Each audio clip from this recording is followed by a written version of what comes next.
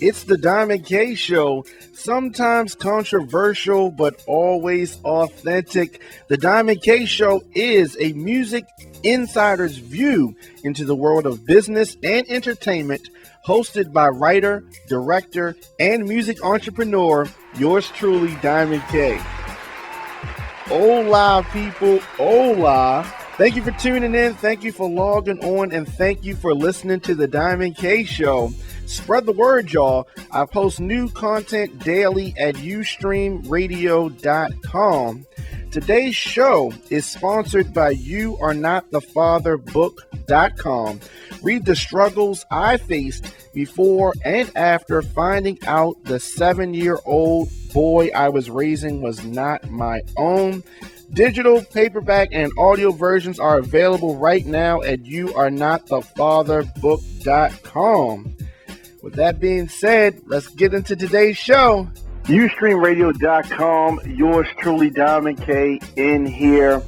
And, I always hate to do these type of shows where, we have a fallen friend, a family member, a loved one, all of these type of things. So today's show is a special tribute to Marc Roberts, a very popular industry security guard, security man, all of that. He was loved in this industry by a lot of people, a lot of DJs. He worked in the clubs, and as I said, did security for a lot of music industry types. So that is where where his background is. And let me go to the lines real quick. You on the line? Who's this? What's up, Diamond? This is Kenny B. DJ Kenny B. Definitely Kenny B from the popular Baltimore clubs and all of that. So we're talking about the passing of Marc Roberts, who we know obviously, and many others. What type of relationship did you have with Marc? Pretty good. Marc was a pretty fair dude, man. He took care of the DJs, is all I can say. Every time the DJs were always protected at the club, Hammerjacks or any other clubs that worked with him, and he always made sure and kept the DJs secure and safe and at all times, no matter what. He would always come by the DJ, we would check on us, make sure we're good in the beginning, middle, and no matter what. It's a great dude, man. That's all I can say. Absolutely. And the crew from Hammerjacks, the security team of Hammerjacks was the Hit Squad, right? The Hit Squad, incredible, man. It was the best security group I ever worked with.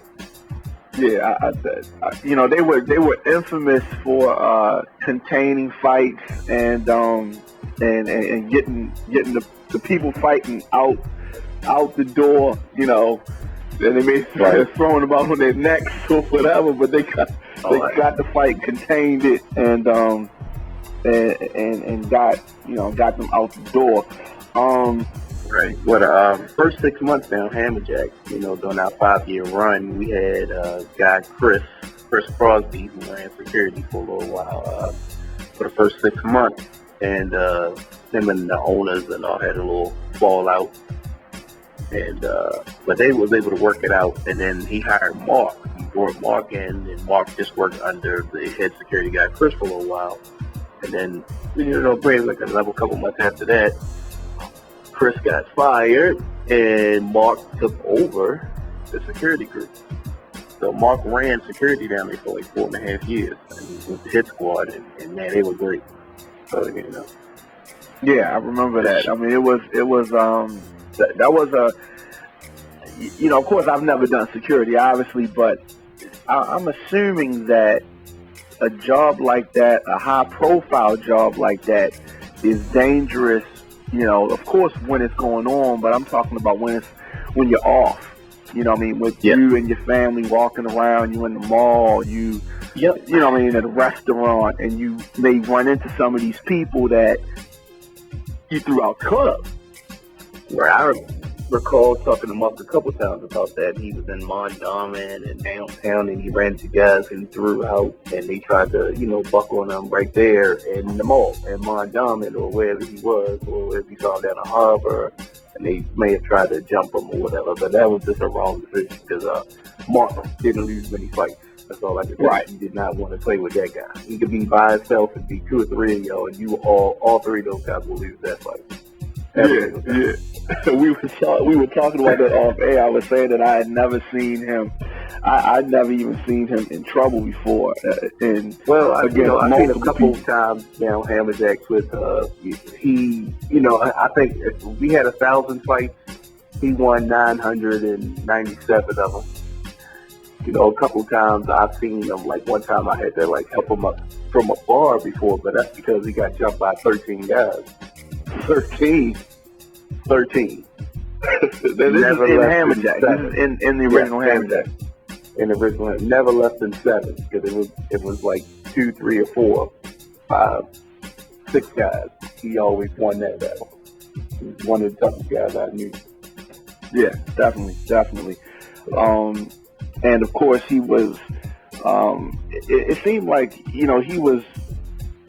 I don't want to say Frank's. Well, he seemed like he was around Frank a lot. I guess a couple of other guys was around him. Whenever they grabbing the money or he's going through the crowd, but he was always right in the thick of things. Yes. Anytime Frankie come to town from Atlanta, he would always hire Mark or bring Mark in, and Mark would go with him everywhere. No matter where Frankie was, Mark was there. He was his personal bodyguard. And what a great guy had, because you didn't have to take anybody else, and you just had Mark. You didn't need anybody else. Yeah, definitely. He it's funny because he didn't seem like I knew him before Hammerjacks, and so I did I ever tell you how I met Mark? No, how did you meet Mark? Well, I didn't know him until I met him at Hammerjacks place. Well, see, I knew him a little bit before Hammerjacks because I dated his little cousin. I see. So, I hope you were good to her. Well, you know the person, and so I mean, yeah. I was in a long-term relationship with his little cousin. Okay. And so this is at the start of my music career, during Where Your Boyfriend At days, and even toward while I was working at Westview.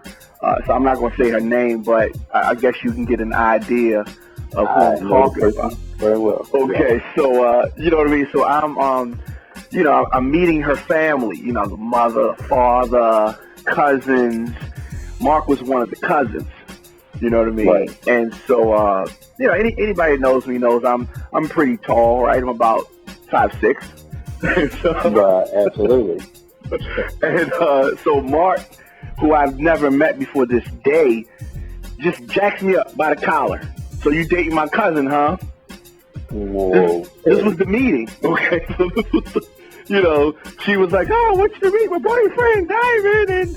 And so I turn around, and then he just jacks me up against the wall, and be good to my cousin, that type of stuff. And so it was an interesting meeting. But other than that, everything was cool, and of course I was good to her. I'm still in one piece.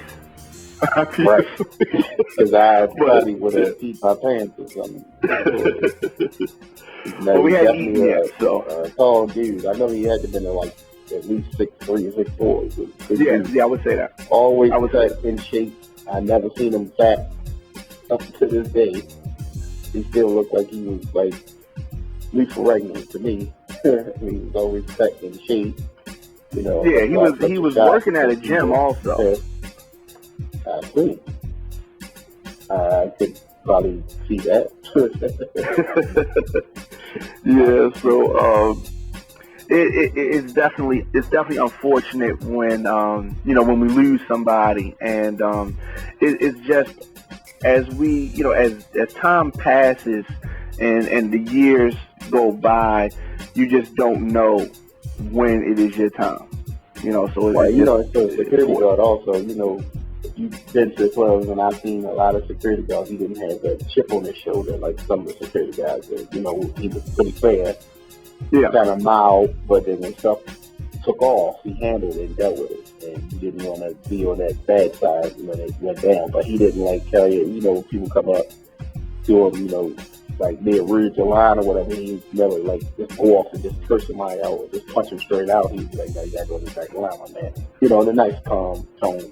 And he gave you that look, and you knew your business. If you didn't go to the back of the line, then you had an issue then. But he didn't just immediately say, "You ain't coming in this junker club and just jack people up and going straight out." He was pretty fair to people.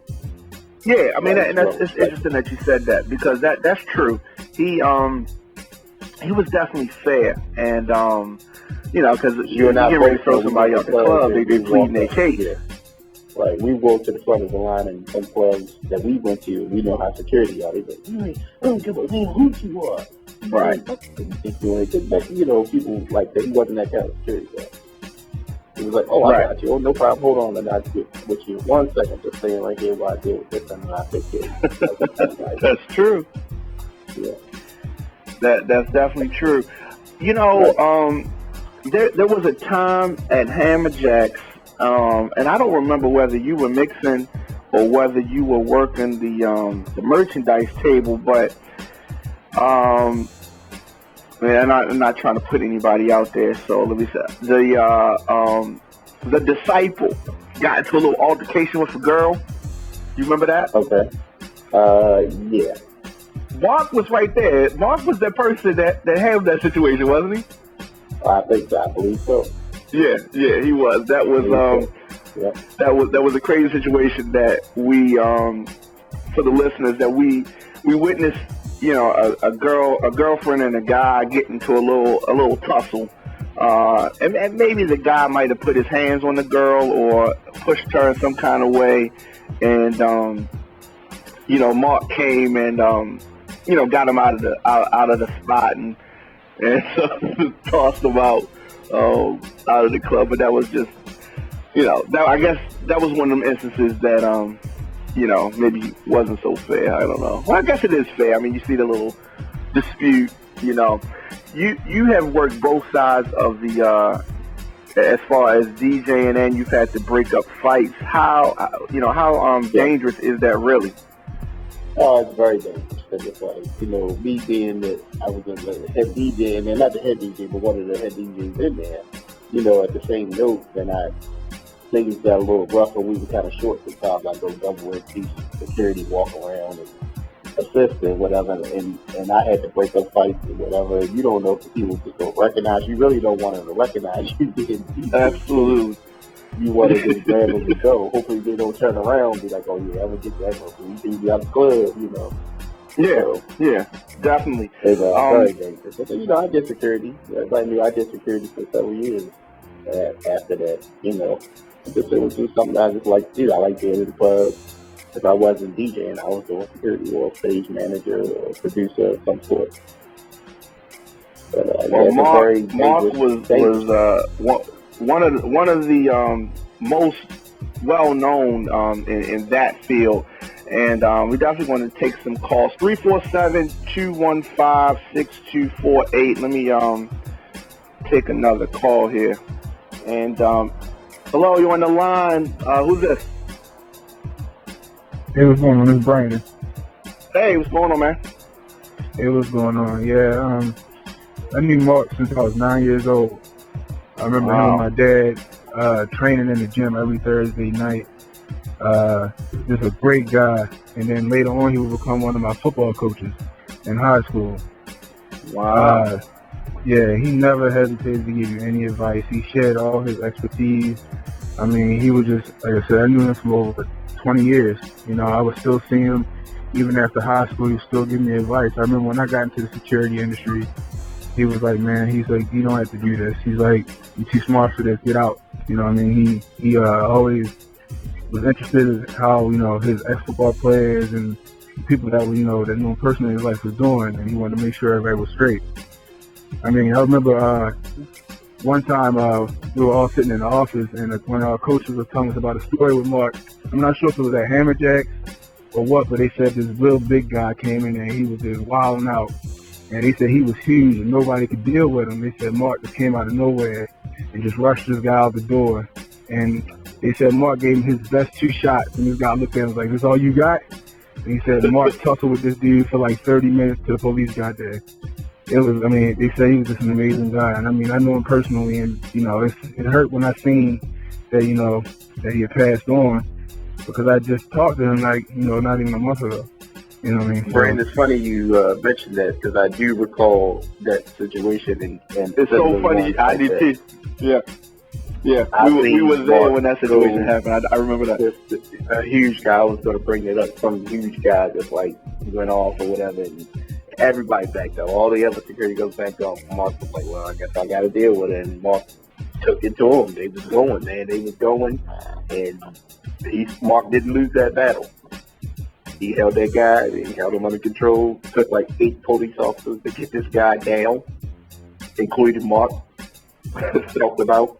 And if Mark wasn't there, the police would have lost that battle. Right, exactly. I mean, but he made sure that everybody was safe.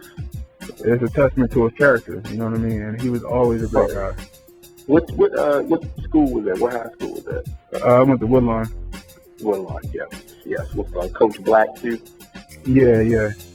Okay. They were like my second and third father. Yep. Yes, sir.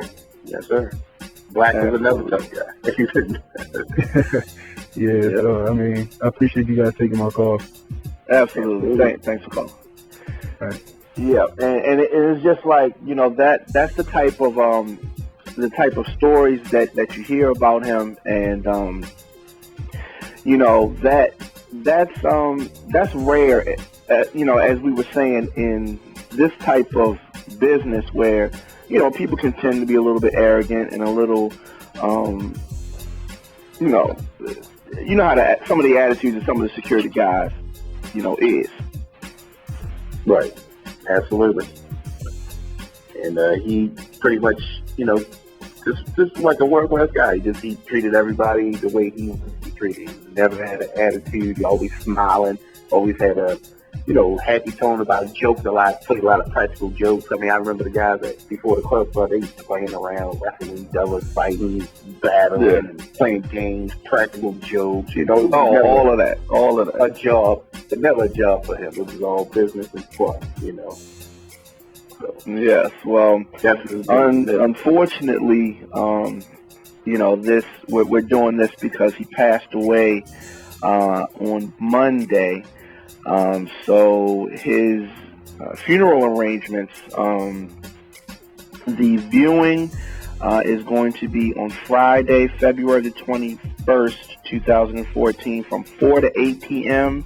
at the March Life Tribute Center, the March Funeral Home, and that is located at 5616 Old Court Road in Randallstown, 21133, and that is across from the New Baptist Church, and that is for the viewing. Now, the funeral is going to be on Saturday, February the 22nd. The wake will begin at 10 a.m. and the funeral will begin at 11, and that will be at Concord Baptist Church, 5204 Liberty Heights Avenue, 21207. So we will also post this on UStreamRadio.com and all of the social media channels that we can. So again, his funeral for Marc Roberts is February the 22nd, Saturday. Wake at 10 a.m. and the funeral will begin at 11. I pray and hope that this church, the funeral home, holds like 10,000 people, because unfortunately, I have gone to that church before with their family, and it does not hold as many people as it needs. Right. So I do advise you to get there a little earlier if you're trying to get a seat. If not, what's probably is going to happen is more so going to be people passing through, and but I don't see how the funeral is going to be very crowded. I'm gonna make sure I take my black book with me because I know it's gonna be a lot of women there. 'Cause, Mark was a pretty boy. And, women love Mark. Yeah, Marc Roberts, Mr. Yeah, they did, and they still do. Mr. Mike Larry is what I call him, Mark Larry. And we know the women will be in the building crying their tails off, and I'm gonna be there to pick them off, So, well, I mean, you gotta do what you gotta do. Kenny B, absolutely, absolutely. Well, we definitely, definitely cherish the times that we had with Mark, and and all of that. And it's unfortunate that this has happened. But as I was saying earlier, you don't know when it is your time. I think that the time is now to mend any fences that you have, and just enjoy the time, the small amount of time that we have on this planet. Absolutely. You gotta, make sure you live life to the fullest and just, be happy. Try not to be so down and sad and depressed. I mean, because, things are out of your hands. If something's going bad in your life, I mean, you got to just leave it up to God. There's nothing you can do about it. Just live life. Don't worry about it. And just, take it easy. Because that stuff, stress and stuff kill you. I'm not saying that's what Brother Mark out or whatever, but, we don't know what happened or what caused his, I understand he had like a seizure or something. Right. But I've seen a lot of people, just been going through a lot of stress and all things in their life and whatever, and they don't wake up either. So just take it day by day, and that's the way this brother, took his day in life. He just enjoyed life, and I'm sure he had plans to get up that morning and do his thing, what he wanted to do in the gym or where he worked, and work security and do his businesses that he had going on. So. Yeah. So, Frank Ski said this about Mark. He said that he is sitting alone at a bar, Clyde's, after hearing that Marc Roberts died. He said that he protected my life way too many times. Life is too short. And he leaves behind a daughter. So it is. Life is. I think that summed it up well. Life is definitely very short. My first time, speaking of Frank Ski at the club, well, actually, Hammerjack, Frank Ski actually ran that night that we went down to Super Sunday at Hammerjack, and that particular day, it was a lot going on. It was a holiday. One promoter got a hold of some of Mark's security guards. Mark only had like 25 or 30 security guards, and some promoter got a hold of 20 of his security guards on the 4th of July. And, oh my gosh. Paid them double of what Mark was paying them. And of course the guys jumped at that. You can't blame guys for wanting to do that, Of course, he had a few of his loyal guys there, 5 of his loyal guys, but 5 of the other guys that were there weren't his regulars. They were some littler security guys. And so he just ran that whole club, and we were getting like 3,000 to 4,000 people on a holiday like that. And we ran that night with just 10 people, Mark and 9 others. So Frank Ski, Buggy Love suited up and was doing security. And if you know Hammerjack, it got a little wild that night, and things got out of hand. We were short staffed. A lot of fights took place. A lot of people got hurt and beat up. Mark held his own. That was one of the days that Mark had got jumped by 15 guys or 10 guys. I think it was a large number of guys that jumped him. Like 13. I remember, something like that. And tossed him behind the bar. That's all I remember. And I'm standing the bar on the first floor or the second floor? The bar on the second floor. Oh wow. And I'm standing there because I'm going over there trying to see what's going on because I see people screaming and hollering, Mark's like these guys or whatever. And he had one other security guy who pretty much got beat up. He was in front of the bar, Mark was behind the bar. So I go over, try to defuse it best I could. And I had, we had our own personal security guy that always stood before us. He did with Jay. So Jay and I go and we kind of diffused the fight a little bit. And the guys just ran through the club and started some more stuff with other people. I picked Mark up. Mark was like, thanks, man. And he went back at it again. Went to chase after these guys. So we walked on downstairs to the front door. We go to the front door. Frank Steve sitting there with holding his eye. Somebody clocked Frank Steve in the eye, trying to break up a fight. Frank told me, like that, Kenny, stand on this door. Nobody go in, nobody go out. And I've never did security a day in my life. Me and my guy that I was with that did security, we standing on the front door. Then all those people who was about to get thrown out came running downstairs and they wanted to leave. I got 13, 14 guys in front of me trying to bust out of the club, and it's just me and my bodyguard, and we're standing there at the front door. We got 13 guys trying to bust out the door. Of course, we had to start fighting and handle our business right there, but that was my first time to up the phone, and then the point of trying to get at the end of the night, Mark came to me and said, man, I really appreciate you having my back like that, because normally I couldn't count on a DJ to come to bail me out.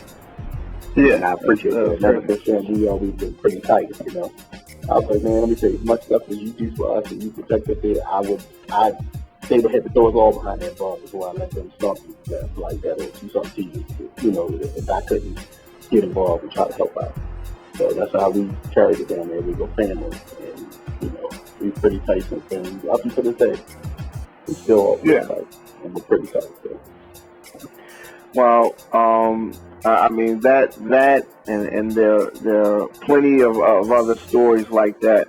And like I said, he just was was good people's, and is definitely sorry to see him pass. But all of the memories that you have of him are great, and all the memories I have of him are great. So, right. One more quick one, absolutely. One more quick one. You remember at we had like Luke came to Hammerjacks, and oh my gosh, that's one of my favorite. That's like one of the most memorable nights in Hammerjacks. Do tell that story. Yes, and real fast. They were on the stage, and it was a lot of people in the club that night. It was probably like 4,500. That's the most they ever let it in. It was just way over capacity, like 1,000 over capacity. And Mark and another big security guy, Kevin, the two of the strongest guys I've ever seen in my life. I mean, they had the stage. It was just those two on the stage, and everybody else was walking around. And people were pretty much under the stage, getting trampled and like get smashed up on the stage. And it was so hot, the air conditioner failed that night. But on the stage, there was this big, gigantic cooler or whatever the thing was. Or it was like a beer keg, an old school, like White Club kind of beer keg where they put beers in, fill it full of ice and beer or whatever. Thing had to weigh at least 1,000, maybe 2,000 pounds. It was full of ice water, and they were trying to like throw some waters out to try to help people and throw ice or whatever. So Mark and Kevin comes over, pick this thing up. I've never seen anything like that in my life. And they jumped the whole tub over and threw it out and just like soaked everybody, almost drowned people on the floor. That's how much water and how heavy this thing was. And I'm standing up there like this, like about to pass out. Like, how did they pick that up? So to show you then that these guys were not to be played with. They handled their business. And I remember Frank Ski saying to him, said, look, guys, I'm going to hire all of you guys to do security in this club. And if you cannot take on two or three guys at the same time, then you don't need to work here. And Mark just laughed to him and said to him, I'll take 6. And I've seen him do it. So he's a great guy. And handled himself.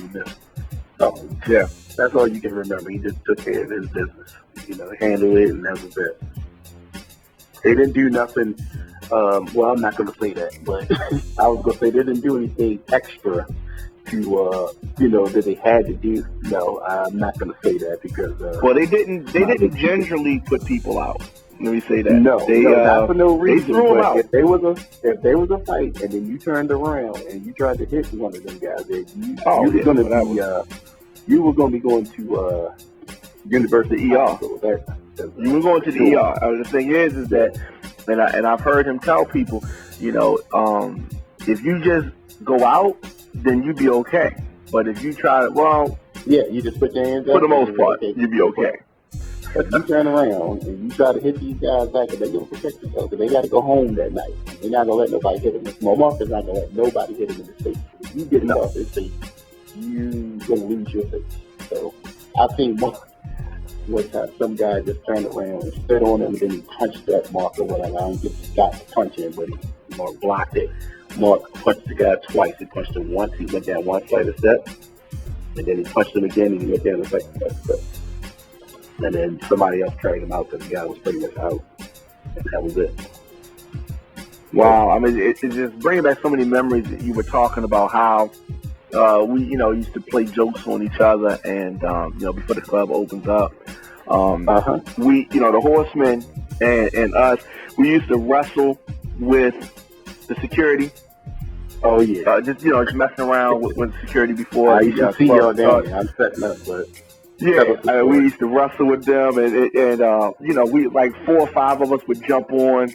Big Kevin would jump on Mark, and they would just toss us around. And, it was just practice with you guys. But they didn't hurt you because they just. Oh no, right? They weren't. It wasn't serious, but it was just. I do recall. You remember those guys used to arm wrestle and all that stuff? It was just too fun. They were definitely fun. Good times. Good times. Oh yeah, and, absolutely. Definitely sorry to see him go. It's I was reading a couple things that people had posted, and some people saying that they couldn't. You don't want to question God and his choices, but they were just hurt. You know what I mean? And they say that God doesn't make mistakes. Absolutely. Yeah. I definitely learned a lot from Mark when I started doing security and everything. Mark and a couple of the bigger security guys that he had, he told them, when we call out a fight, don't run to the fight. When you get to the fight, so you'll have all your energy when you get there, because you're going to need it, because you have to tussle with the guy or whatever. But that wasn't the case with Mark and half of the staff, because they were football players. They ran to fight, and they still had enough energy to get the fight out. So, I mean, I couldn't do that myself. Maybe in my early days, I probably could have ran to fight and still fight and get them out. But, yeah, they ran to every fight. And then people try to run from them. That was a waste of time. These are talking about football players. They did wide receivers and linebackers that ran all day long. So, you'd be wasting your time trying to run from them. Right. You ain't doing nothing but giving them a little bit of a... I ain't gonna say workout. It's just right. Just they be pumped up by the time they get to you. So I would suggest you just put your hands up like most people did, and it's like, okay, I'm leaving. You got me. That's the end of that. I think they invented the chokehold. I think it was like wrestlers have no clue what kind of chokehold that these guys could put on you. And but this was the real chokehold. No, they put you on the chokehold that some people are still sleeping to this day. They got thrown out of hand. They never woke up. They still they still walk around like, did I just get thrown out of hand? Right. That's how serious the chokehold that they would put. I don't know where they learned these techniques. I mean, I'm in the martial arts myself, and I've never seen some of the chokeholds that I've seen people get thrown out of there. But most of the people got thrown out. They deserve to not be there, because if you come to the Hammerjacks, you come to have a good time to dance with women. You want to come to Hammerjacks to fight, you didn't belong in there. That's why I respected Mark and those guys. They made sure of that. They made sure people had a good time. And if you were just jumping up and down, you were having a good time, that's fine. They didn't bother you. They just stand there, chill out guys or whatever. But you come in to fight, you didn't deserve to be there. Like Westport, Jerry Hill, you do it all the time. Come in and try to fight. Murphy Holmes. We didn't have that. Yeah, we didn't Murphy have that. Holmes did too. Yep. And Green Mouth and yeah. So It didn't happen down there. We didn't have those problems like they have nowadays, where big fights and break out in the club and go spill in the streets. We didn't have that down there. Not with the hit squad. They when a fight happened, the people went home, because they got thrown out. I just got thrown out so bad that I'm so humiliated. I'm going home. I'm not even sticking around to be trying right. to That's how bad. The way you got thrown out was so humiliating. I've seen security throw people out. They so pumped up, they go get their gun and stick and wait outside and all that kind of stuff. No, that didn't happen at our club. When they got thrown out of there, they was going their way to try to figure out where their safe was and their shirts and what hospital they could get to. So they didn't. And hopefully they would be let in next week. And they would not. They would not act like that anymore. And then the sad thing is they will remember you. So you. But that's the thing. And they took pictures of a lot of people. Yeah. Didn't let them back. But they didn't have to take pictures because they had a photogenic memory. They too. Everybody. That too. They got you out there last week. What are you talking about? Right. Coming in running your mouth this time. They'll give you a chance. They say, look, one more problem out of you, you'll never come back again. And more times out of another, that same person never got thrown out of there twice. Right. You got to believe that. Right. And that was the spot. We're up against the clock. But what are your final words on Marc Roberts? Great guy. That's all I can say. Great guy. He definitely will be missed. My condolences to his family and friends, the rest of his squad who's really taking it hard right now. I talked to several of them. So just want to, rest assured that Mark definitely loved his family and his friends. So, right, absolutely. And once again, we listen to us live or on delay. Marc Roberts' funeral will be Saturday, February the 22nd. The wake is at 10 a.m. with the funeral to follow 11 a.m. and it's going to be held at Concord Baptist Church, 5204 Liberty Heights Avenue in Baltimore, 21207. And so definitely that is where we will say our final farewell to Marc Roberts, who passed away on February the 10th, 2014. So for DJ Kenny B, I'm Diamond K, and we will see you guys again.